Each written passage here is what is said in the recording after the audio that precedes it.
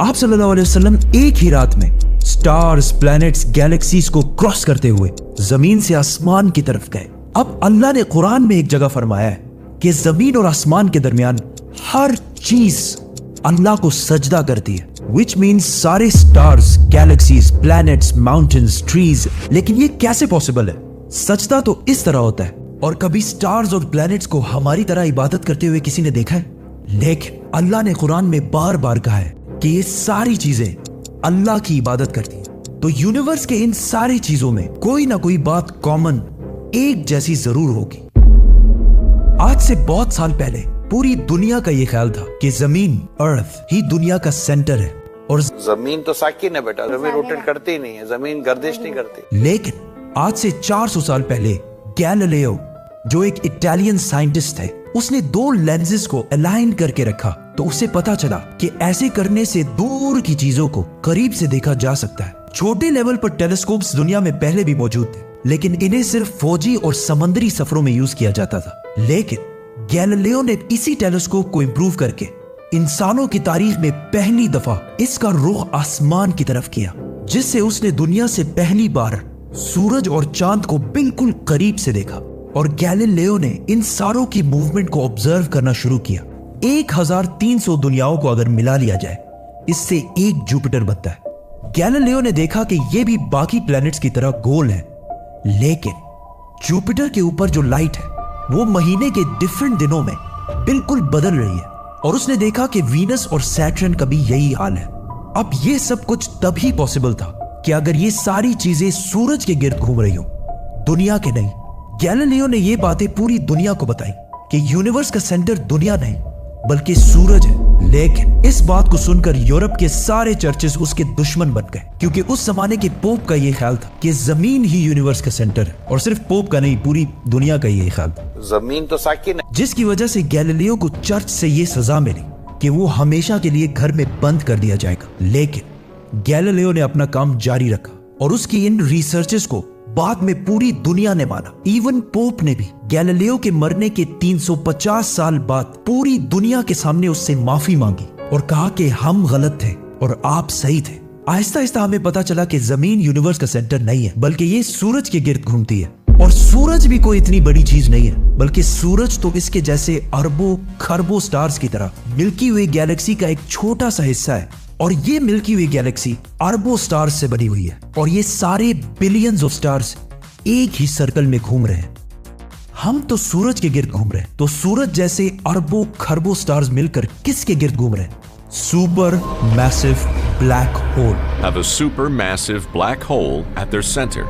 इस black hole ने, जो हमारे सूरज से 40 लाख टाइम्स बड़ा है, ने पूरी गैलेक्सी को एक गोल सर्कल में रखा हुआ है। जिस तरह हमारे सूरज ने जमीन, जुपिटर, मार्स, इन सारे प्लैनेट्स को एक सर्कल में रखा हुआ है। लेकिन ये गैलेक्सी भी कोई इतनी बड़ी चीज नहीं है, बल्कि ये लाखों और गैलेक्सीज को मिलाकर एक छोटे से क्लस्टर का एक छोटा सा हिस्सा है। ये लाखों गैलेक्सीज मिलकर एक क्लस्टर बनाते हैं और ये क्लस्टर भी कोई इतनी बड़ी चीज नहीं है, बल्कि इस जैसे लाखों क्लस्टर्स मिलाकर एक सुपर क्लस्टर बनता है। और ऐसे हजारों सुपर क्लस्टर्स और भी मौजूद है। अब आपने ये नोट किया कि इन सारे स्टार्स, गैलेक्सीज, प्लैनेट्स में एक चीज कॉमन है कि इस पूरे यूनिवर्स में हर चीज किसी न किसी दूसरे ऑब्जेक्ट के गिर्द घूम रही है। और जब रसूलुल्लाह सल्लल्लाहु अलैहि वसल्लम भी आसमानों की तरफ गए तो उन्होंने बैतुल मामूर में फरिश्तों को नमाज पढ़ते हुए नहीं देखा। वो भी किसी चीज के गिर्द घूम रहे थे। लेकिन घूमने का इबादत से क्या ताल्लुक है? अल्लाह ने तो कहा है कि ये सारी चीजें इबादत करती हैं। आपको पता है अल्लाह ने ये बात किस सूरत में कही है? सूरह हज में। हज में मुसलमान पूरी दुनिया से इस्लाम की सबसे मुकद्दस और होली जगह काबा के पास जाते हैं और बार बार इसके गिर्द घूमते हैं। अब इस सर्कल करने का मतलब क्या है? जब मुसलमान काबा के गिर्द घूमता है तो वो उस वक्त अकेला नहीं घूम रहा होता, बल्कि चांद, प्लैनेट, स्टार्स, गैलेक्सीज, क्लस्टर्स सारों के साथ एक ही इबादत में शामिल हो जाता है। तो ये सारी चीजें हमारी तरह इबादत नहीं करती, बल्कि हम मक्का जाकर इनकी तरह इबादत करते हैं। लेकिन इस आयत में तो लिखा है कि ये सारी चीजें अल्लाह को सजदा करती हैं। सजदा का मतलब सिर्फ हमारे वाला सजदा नहीं है, बल्कि अल्लाह के निजाम के मुताबिक चलने को भी सजदा कह सकते हैं। लेकिन अल्लाह ने इस आयत में सिर्फ स्टार्स, गैलेक्सीज और प्लैनेट्स का नहीं कहा, बल्कि हर चीज, पहाड़, दरख्त, जानवर, सब का कहा है। ये तो सर्कल्स में नहीं घूमते। आज से हजारों साल पहले एंशिएंट ग्रीस में ये कॉन्सेप्ट बना कि कायनात की हर चीज एक बहुत ही छोटे पार्टिकल एटम से बनी हुई है, जिसको फिर 2000 साल तक पूरी दुनिया भूल गई। लेकिन आज से 200 साल पहले इस कॉन्सेप्ट पर रिसर्च दोबारा शुरू हुई और साइंसदानों की रिसर्च से पता चला कि एटम सबसे छोटा पार्टिकल नहीं है, बल्कि इसके अंदर और भी पार्टिकल्स हैं, जैसे प्रोटॉन्स, न्यूट्रॉन्स, इलेक्ट्रॉन्स।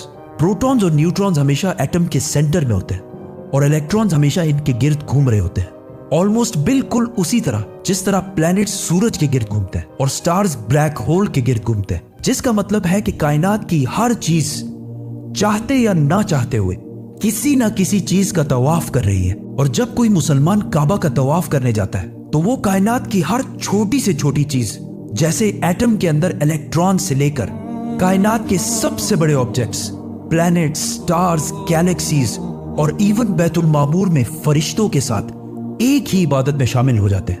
हो सकता है इसीलिए इस्लाम में तवाफ करना सबसे बड़ी इबादत है। तो जब सूरह हज में अल्लाह ने फरमाया कि ये सारी चीजें मेरी इबादत करती हैं, तो ये हमारी तरह इबादत नहीं करती, बल्कि हम मक्का में काबा का तवाफ करके इनकी तरह अल्लाह की इबादत करते हैं। लेकिन इन सारी चीजों का तवाफ करने का एक फिक्स टाइम है और जैसे ही ये टाइम पूरा होगा तब हर शख्स मालूम कर लेगा कि वो क्या लेकर आया है।